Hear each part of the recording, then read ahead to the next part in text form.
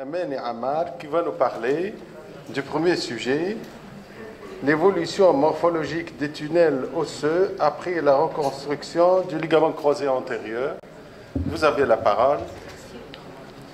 Chers maîtres et chers confrères, permettez-moi de vous présenter l'évolution morphologique des tunnels osseux après la reconstruction du LCA.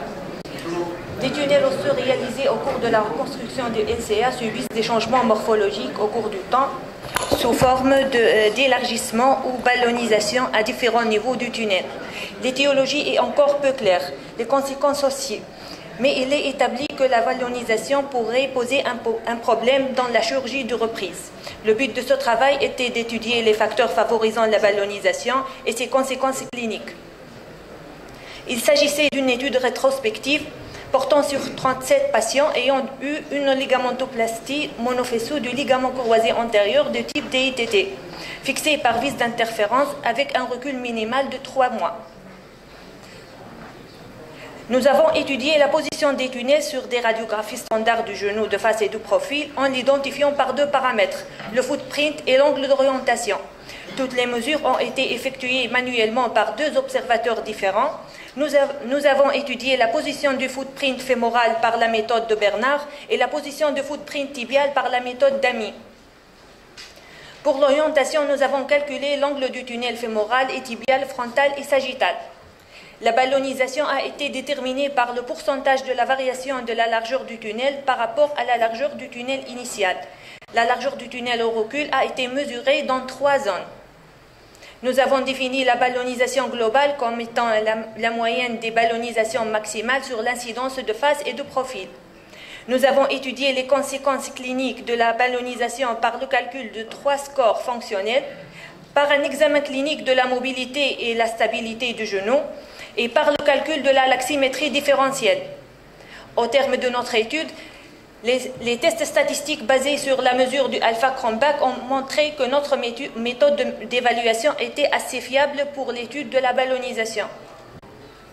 La ballonisation fémorale et tibiale globale moyenne était respectivement de 51,7% et 48,8%. La ballonisation était évolutive dans le temps et la plupart des tunnels avaient une forme cavitaire. Les patients âgés de plus de 40 ans, de sexe masculin et ayant retardé leur ligamentoplastie avaient les taux de ballonisation les plus élevés. Les tunnels fémoraux antérieurs et hauts situés avaient les taux d'élargissement les plus élevés. De même pour les tunnels tibiaux postérieurs. De même pour les tunnels horizontalisés. La ballonisation était plus importante chez les patients opérés par la technique de dedans en dehors. Elle était plus importante chez les patients ayant suivi un protocole de rééducation accélérée. Elle était plus importante chez les patients présentant des lésions méniscales associées. La ballonisation n'avait pas d'influence sur les 3 scores fonctionnels. La ballonisation était plus importante dans le groupe des genoux laxes.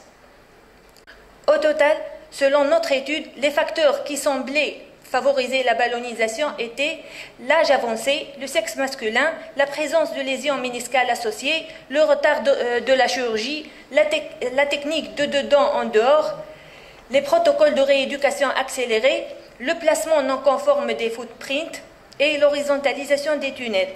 Cependant, les résultats étaient statistiquement non significatifs. La ballonisation des tunnels après la ligamentoplastie de LCA est un phénomène fréquent, mais souvent méconnu. C'est un phénomène évolutif dans le temps. Sa courbe d'évolution est parabolique avec un plateau de stabilisation. Son étiologie est multifactorielle et peu claire, impliquant des facteurs mécaniques et biologiques. Les causes biologiques sont dues à une réponse inflammatoire ou immunitaire, spécifique ou non spécifique. Les facteurs mécaniques peuvent agir soit en augmentant les contraintes mécaniques, soit en créant des micro-mouvements du transplant, soit les 2 mécanismes combinés. Le principal facteur mécanique impliqué est le positionnement non conforme des tunnels. Un tunnel fémoral dont le footprint est peu profond et haut situé et un tunnel tibial dont le footprint est antérieur sont à haut risque de ballonisation. Les tunnels proches de l'horizontale offrent plus de stabilité, mais ils exposent à la ballonisation.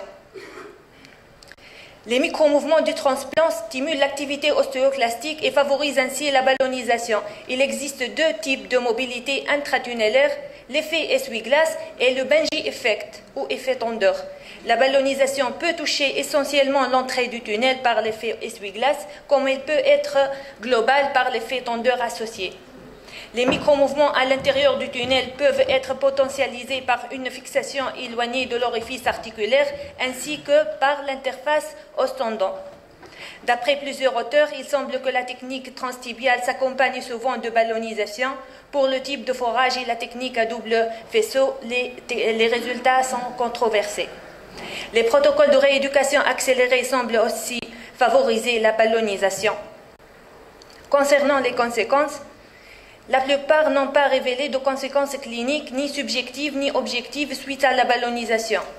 Dans notre étude, nous avons trouvé que la ballonisation est plus importante chez les genoux laxes. Et nous pensons que la laxité est à la fois cause et conséquence de la ballonisation.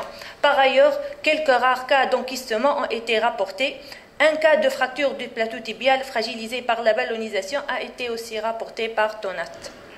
En conclusion, pour réussir le positionnement des tunnels, il faut répondre à trois impératifs: stabilité, isométrie et prévention de la ballonisation. Pour cela, un footprint fémoral postérieur bas situé et un footprint tibial anatomique avec une orientation proche de l'angle 45 degrés seraient les mieux adaptés pour remplir ce cahier de charge. Nous préconisons la technique de dehors en dedans, du fait de la liberté qu'elle offre à l'opérateur lors de la réalisation des tunnels. Pour le mode de fixation, il vaut mieux privilégier la fixation par vis tout en se rapprochant de l'orifice articulaire pour laisser le minimum de portions intratunellaires de transplant. De même, le choix d'un transplant os-tendon-os paraît moins pourvoyeur de ballonisation à condition de bien gérer techniquement l'excès de longueur du transplant.